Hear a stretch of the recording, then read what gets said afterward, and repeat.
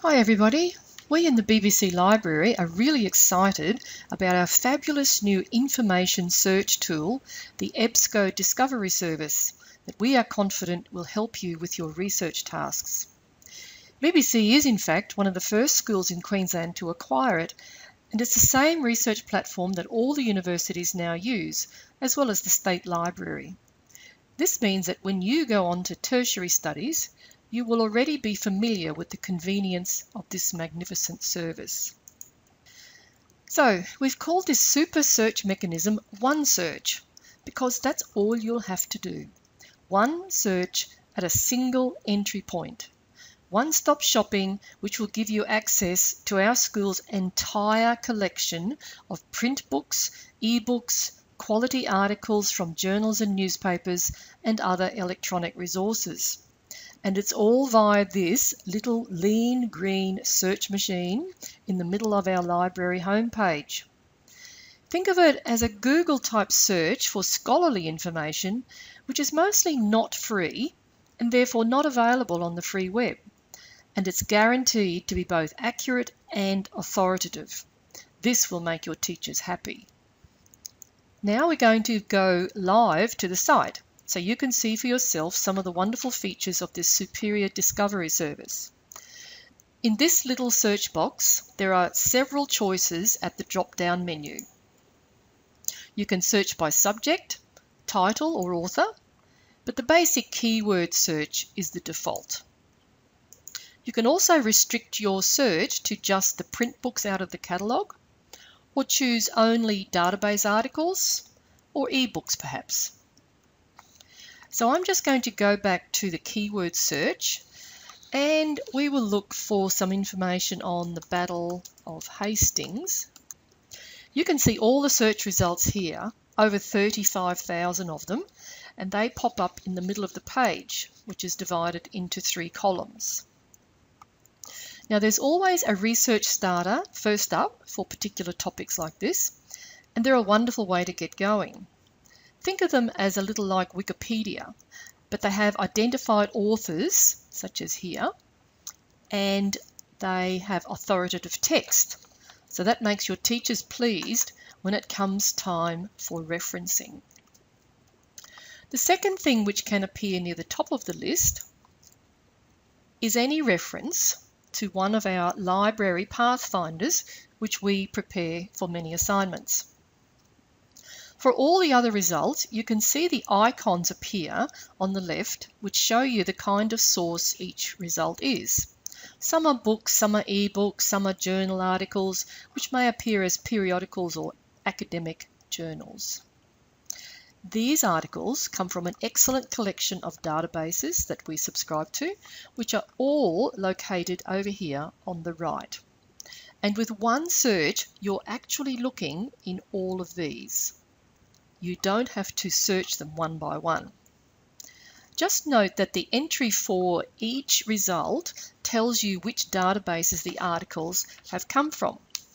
For example, when you look at the first few results, you can see that number 1 says database BBC Library Catalogue, and that's because it's an e-book which is hosted there. The second, third and fourth ones are all periodical articles, and you can see the sources. This one is from Database Expanded Academic, which is located here if you wanted to go into it. This one, the third one, is from the Australia-New Zealand Reference Centre, which is located here. The fourth one is from the History Reference Centre, which is located down here. Now the problem is, as with Google, we've got too many results to manage, 35,000 plus. So how do we limit them? Firstly, make sure you put in as many limiters as you can in your original search. For example, Battle of Hastings significance, or maybe causes, or perhaps kerosene plus chemistry. Another way is to go back to the library homepage and choose a particular source. When we do that, we can see if we put Hastings into the catalogue, that's going to restrict our search just to those items in the library catalogue. and we will see that we get about 30 results, mostly books, but there will be websites and some ebooks there as well. If we go with databases, if we try database articles, we're going to get a lot, because you saw how many databases that we have. Right? So there's 11,400 of those. And if we go with ebooks, if we just restricted our search to ebooks, we buy those individually. So there's not as many, but they are very good. So you can see that we've actually got 8 ebooks on the Battle of Hastings.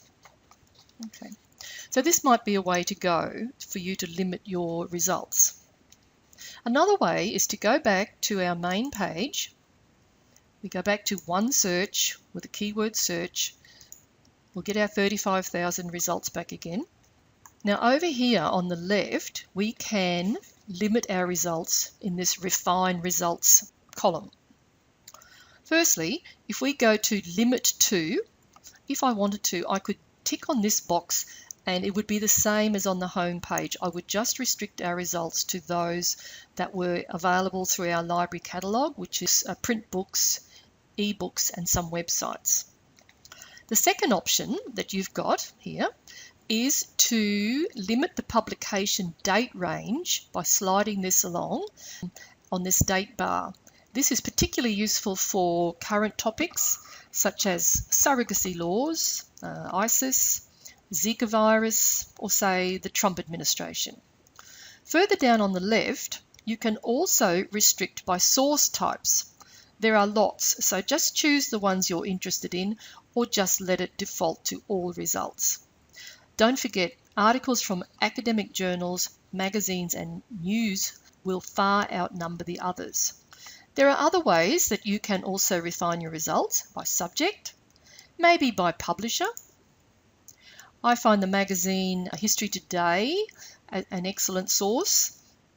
So you can see that there are 500 of those that are devoted to the Battle of Hastings. And while we're here, I'd just like to point out to you the two choices you have when you're opening up these articles. This one here will open up as a HTML full text, and that is just like this page here. If you choose PDF full text, you will get the original page from the original magazine, like History Today, that this came from. So it's just up to you. It's two different ways of looking at that information. If you were researching a science topic, you might like to restrict your results to an academic journal like New Scientist. There's also publication. You might like to find an Australian perspective in news stories published by The Australian, for example. As well, there are language, geography, location, and database restrictions that you can apply. This database limiter might be useful if, say, you wanted a dedicated history database like World History in Context, this one over here. Now, a final way to limit your results is to use the advanced search option, but you need to put your search in first. So if I just typed in drones, for example, I'm a legal studies student, I'm looking for information on drones, and you can see that nearly 300,000 articles have popped up on drones, which is ridiculous. I could never look at all of that. So if you go to advanced search, I can add some more limiters here. So I might like to put in law because I'm a legal studies student and that's what I'm interested in. And I might want to find information about Queensland's laws. So let's see what happens to all of those nearly 300,000 results. We put these limiters in. So now there's under 1,000. Okay, so this is much more relevant to what you want. You can then apply further limiters if you want, such as academic peer-reviewed articles, which is really good for science students. So that's it, folks. Good luck with your searching via this easy and powerful new discovery service. It will definitely streamline your search process. But please come and ask library staff if you've got any questions, or just use the Ask a Librarian tab up here and send me an email and I'll try to help you. Thank you.